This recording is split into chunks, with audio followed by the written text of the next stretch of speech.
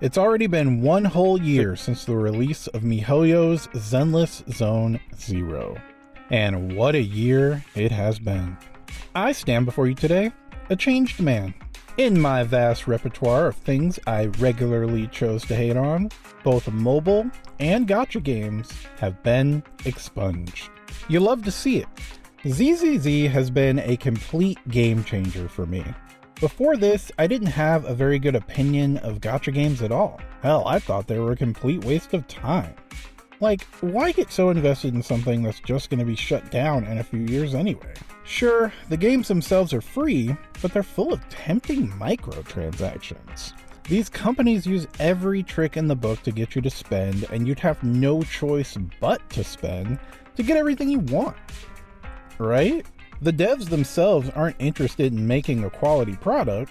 They're just dangling sexy characters in your face, trying to get you to open up that wallet. Right? The actual gameplay mechanics, shallow. The stories, not worth mentioning. The presentation, don't expect more than the bare minimum to get you spending. The gacha system itself, unfair, pay-to-win garbage. Ready to get cut? Give me your hand.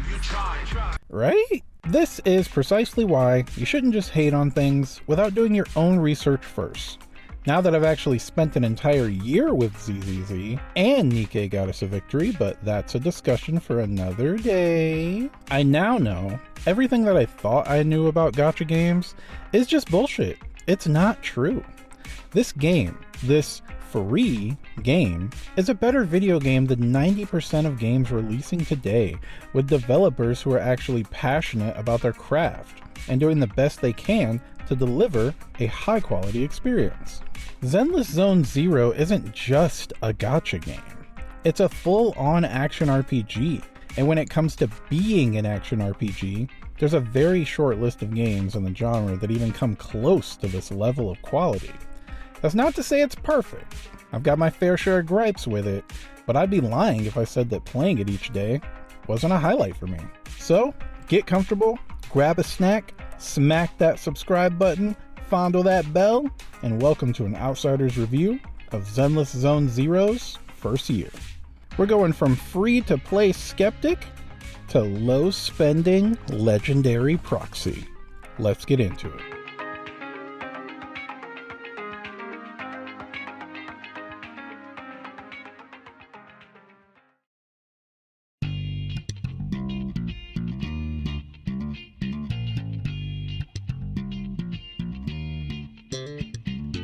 With all the changes the game has gone through since launch, it's telling that combat hasn't seen many changes at all.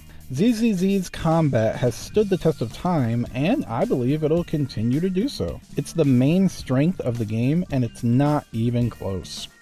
You create a party of 3 different agents with their own attribute, class, and abilities to fight your way through various challenges across dangerous hollows, basically inhospitable zones filled with monsters. The devs got almost every gameplay system related to combat perfect from the start. The only major change they had to make was allowing us to use each team member's ultimate attack separately, instead of all 3 characters sharing a single meter. Before this change, you just save your ultimate for your main DPS character to use during a stun window.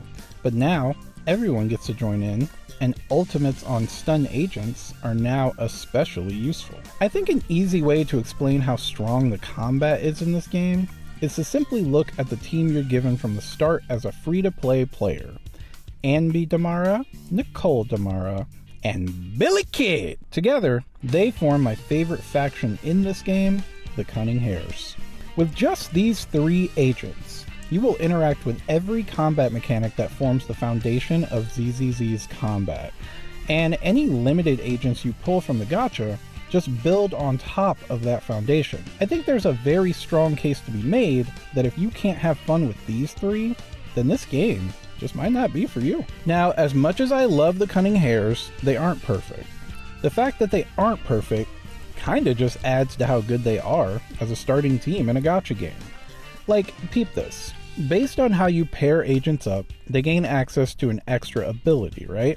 You gotta keep this in mind when building a team. especially if it's something important, like how our boy Billy here gets up to 100% more damage on his ultimate attack, if you meet his team requirement. But Nicole, unfortunately, does not see her maximum benefit when paired up with Billy and Anby. Her extra ability will increase the team's ether attribute damage by 25%, but seeing as how Anby is electric attribute, and Billy, your main DPS, is physical attribute, yeah, you see how she would actually need a different team to reach her full potential. Pairing her up with someone like Jiyun would both increase her damage output, while also slapping the enemy with a 40% defense shred that Jiyun would greatly appreciate. I think the decision to have the Cunning Hairs work well together but not too well together invites a player to experiment and not just stick with the first team they're given. But what if you do stick with the first team you're given? All the game's content can be cleared just fine with these guys. I still run them from time to time when doing my dailies or even in the weekly roguelite mode, Hollow Zero. As you naturally pull more agents, the gears start turning, and you start trying new team compositions and land on your preferred playstyle, which then directly affects what agents you go for in the future. It's perfect. Like any RPG, you build up your agents by leveling them up, upgrading their single W engine accessory, and assigning them a set of drive discs that offer a variety of different effects. Of course, there's a meta build for each character, like in any game, but what's great about ZZZ is you can still succeed by building these characters pretty much however you want. You know, within reason. Even though this is a gacha game, it's very skill dependent. A lot more is possible for crafty players here than in Nikke, for instance. Like, no matter how good I am at commanding these women, if my Nikkes can't clear a stage, they simply just can't clear a stage. But in ZZZ, I feel like that would never be a problem. At least, it hasn't been for me so far. I think the combat in this game is amazing, and mechanically, I wouldn't change a thing about it. My only gripe has remained consistent for the entire life of this game, and that's the enemies. The enemies in ZZZ just don't have enough going on. They are mostly punching bags for the player to flex their builds, and doing that is fun, but it would be even more fun if the enemy I was fighting had a bit more grit. You know what I mean? For me, there are only a few enemies who can provide any sort of proper thrill at all. It's upsetting that I have to harp on this point yet again, but I want to see more complex enemies in this game. And no, that doesn't mean I want more time-wasting attacks where the boss is invincible or ignores your attacks to finish their canned combo. I really want the developers to go back to the drawing board because the action gamer in me is drooling just thinking of the potential. It's like, if you think of the combat like a dance, then you gotta think of the player and the enemy as dance partners. And I'm doing my part. I just want the enemies to step it up a little and put on a better performance. There's been much said about gacha games and the gacha business model, and almost all of it has been negative. You don't have to look hard to find comments like this. Even if a player never spends money, they will waste a significant amount of time in an attempt to beat a system that is poorly designed on purpose. With every hour you put into a gacha game, its hooks only sink in deeper, and the harder it becomes to ever quit or uninstall. Or this. And then I look at these other games. I look at Baldur's Gate 3. I look at Final Fantasy 7. I look at all these other games that I want to play. And I feel like I can't, because if I spend all my time logging in to play Final Fantasy 7, I'm missing out on the new Wuthering Waves event. Or I'm missing out on whatever the fuck is happening in Infinity Nikki right now. And you feel the FOMO, and you feel the stress. And you're like, oh my god, but I want to play other games too, in addition to. But it's almost like I have no time. Sorry, man. I'm gonna tickle you again. Wouldn't let that shit happen to me, though.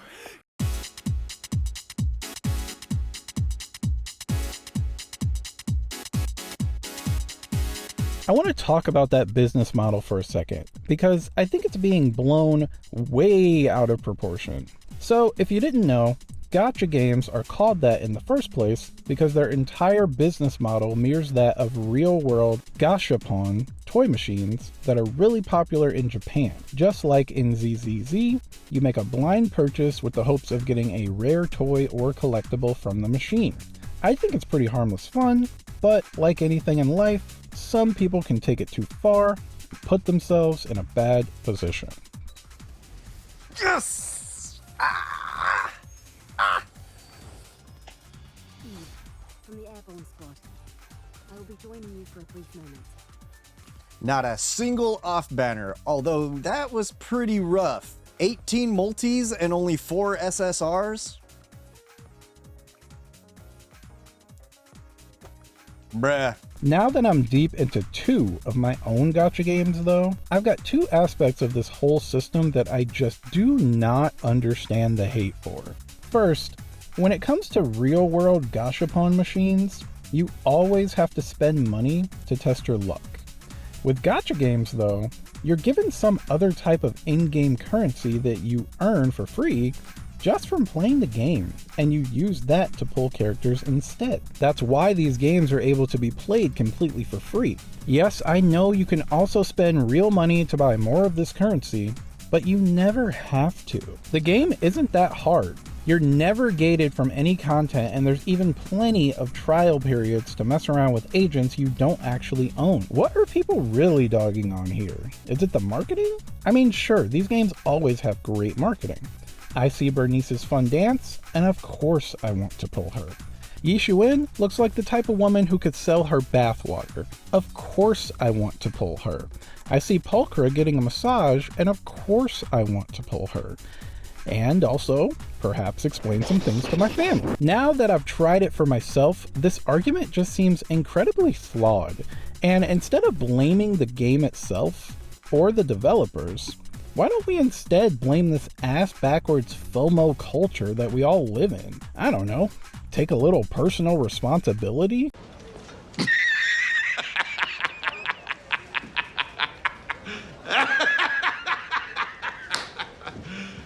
You serious? The second thing that I don't get about gacha game complainers is that I've never once heard them even consider for a second that the developers of these games might actually be, providing substantial value to earn your money. I have played Zenless Zone Zero for over 300 hours since its release. I've spent countless hours hemming and hawing over my character builds and testing my limits across plenty of insane battles.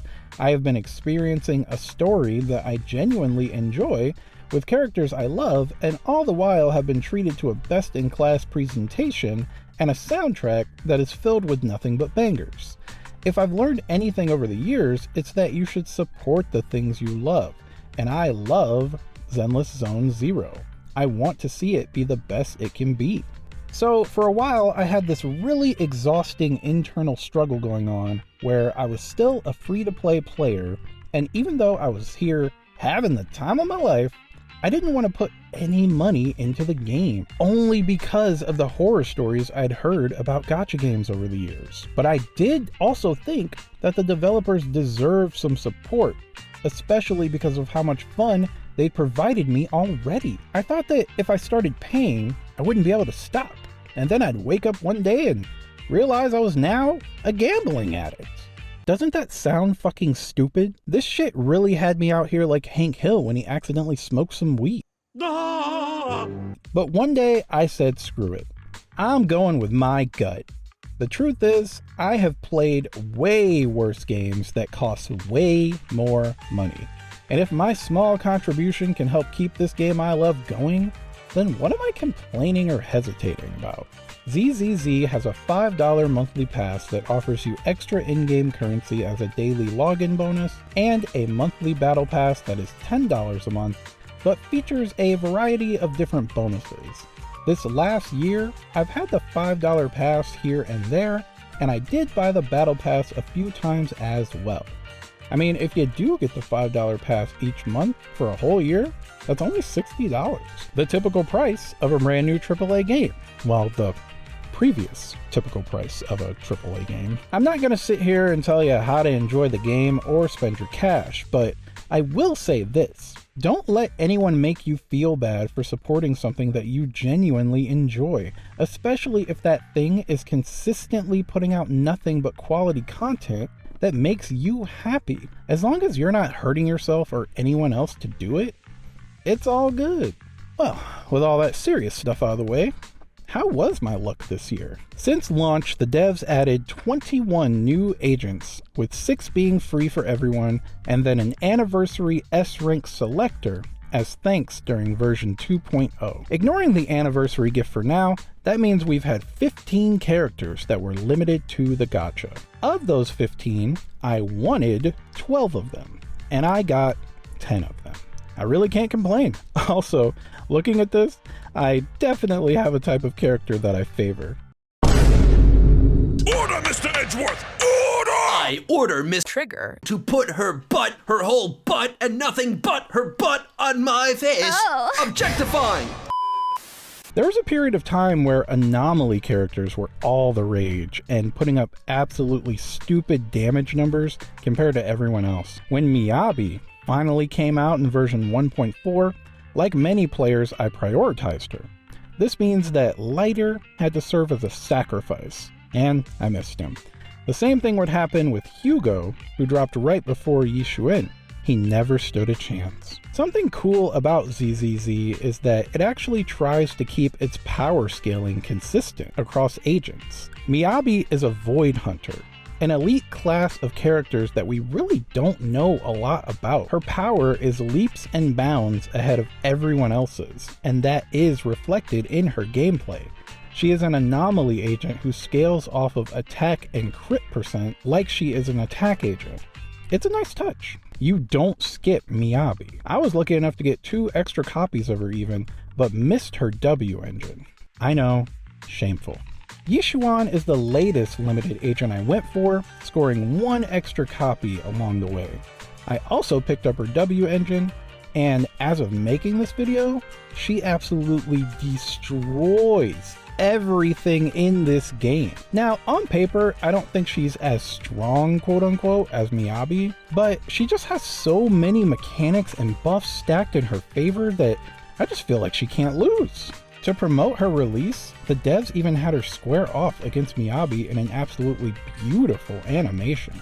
These guys knew what they were doing. So right now I've got 6 teams fully built, and you know what?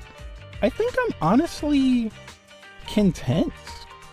Content in a gacha game. Like, wow, have you ever heard some shit like that? I'm skipping Jifufu and not really sold on Yuzuha or Alice, our next 2 upcoming agents. I might instead go for some W engines I missed or duplicates of characters I still use regularly.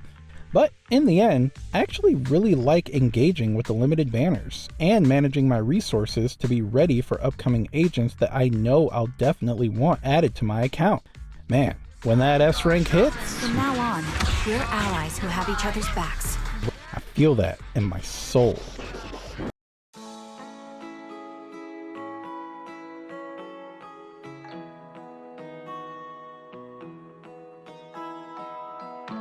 I touched on this in the mobile games video, but I want to go into more detail on ZZZ's presentation here, because I actually think it's been on the decline. This game might quite possibly feature the best stylized animation in the industry right now. That much is still true, but those scenes are now few and far between compared to what we had at launch. With every major update, I feel like we only get 1 fully animated scene, maybe 2. Also, I don't know if this is a problem specific to console or whatever, but ever since version 1.4, the scenes have had heavy compression, and I'm just not sure why. Instead of these beautiful animations, we've been getting more of the basic, tired, visual novel style cutscenes.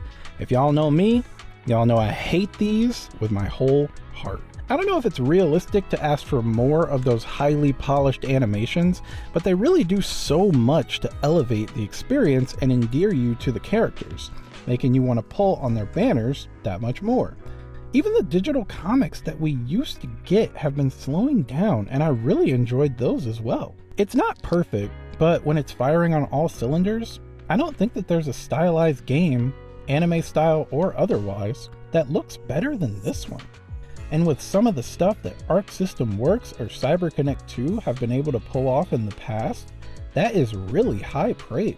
I wish more games with larger budgets would push stylized graphics like this, because it's always more interesting than photorealism, and I hope to see a game with fluid animation like this throughout its entire runtime before I'm dead and buried. If I had to guess why the devs have been having so much trouble lately, I think I'd point to the removal of TV mode as the cause for all of it.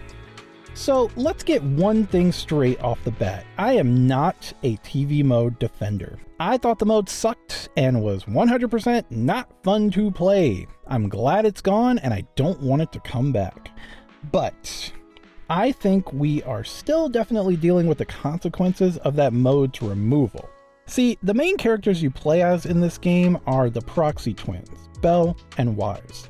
Proxies work remotely with agents in Hollows to guide them to their target and out safely. This is portrayed in-game as this horrible TV array minigame. You slowly make your way from screen to screen, being stopped every 2 seconds for some dialogue about something you already know, and only rarely get to engage in any combat at all. You know, the actual fun part of the game. Despite this mode totally making sense in the lore, it fucking sucks. It was blasted by a ton of people right at launch, and the devs had to scramble to remove it as fast as possible. As early as 1.2, there was an unexpected developer video where they announced that TV mode would not be in the main story anymore, only in commissioned side quests. In 1.3, they added an event that was nothing but a massive TV mode gauntlet called the Mystery of Arpeggio's Fault. It's the worst thing this game has ever done. 1.4 was a massive blow to TV mode, with it being retroactively removed from older quests, and as of 2.0, a new item was added to auto-complete those earlier side quests and get the reward. I think at this point in the game, the only place you absolutely have to engage with TV mode is in the agent side stories that launched with the game. Newer agent side stories don't feature any TV mode gameplay at all. It really was dead on arrival. But if you think about it for 2 seconds, you'll realize that means the game had to completely change, and quickly too. Devs planned this stuff out really far in advance, and the TV mode was pretty much a core pillar of the original experience. It wasn't even really replaced with anything new, and I'm not sure if it ever will be. I'll say this though, before the devs had to worry about removing TV mode content, I didn't have poorly compressed cutscenes, or characters saying the wrong dialogue, or dialogue not matching subtitles, or weird UI bugs, or even stuff like this awkward pause after clearing a stage in the battle tower.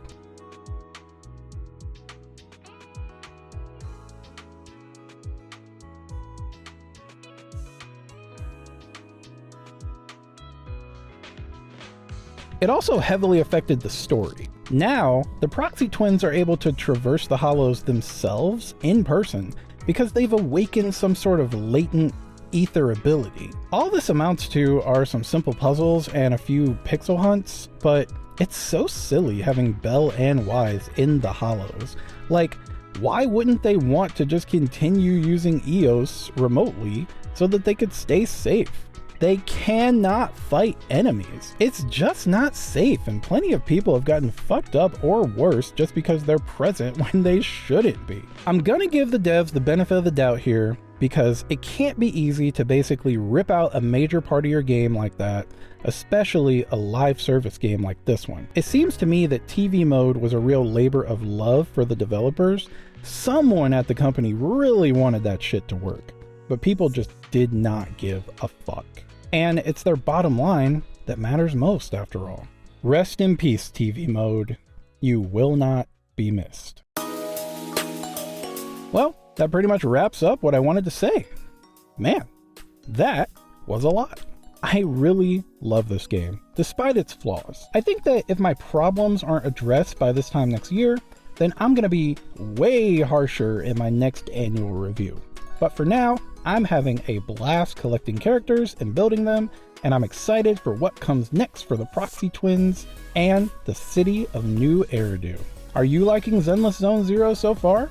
Do you miss TV mode? Let me know down in the comments, and be sure to subscribe so you don't miss next month's video. As always, thanks for watching, and I'll see you in the next one. Peace!